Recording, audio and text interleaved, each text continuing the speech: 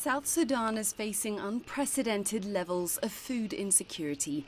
The United Nations report says at least 40,000 people face death by starvation. In some parts of the country, the UN says the situation is so dire, people are scavenging swamps and eating water lilies to survive.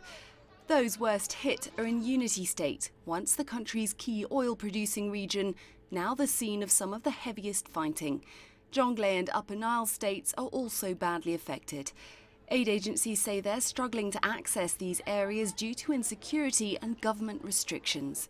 South Sudan's presidential spokesperson told CCTV Africa the government was not hindering their work. The government is actually trying to do its best through the Ministry of Humanitarian and Disaster Management to ensure that the food is taken to those affected areas. The government is not restricting anyone.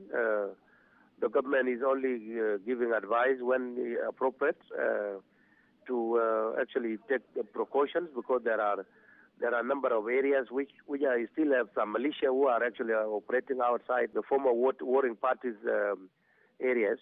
Last year, the World Food Programme delivered food assistance to some 3 million people across the country. This year, though, the Food and Agriculture Organization needs to help 2.8 million people produce food and protect their livestock.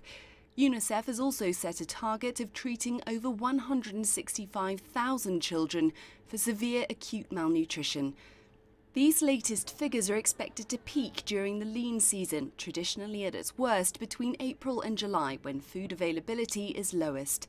Conflict erupted between President Salva Kiir and his former Vice President Riek Machar over 2 years ago, killing thousands and displacing over 2.4 million people.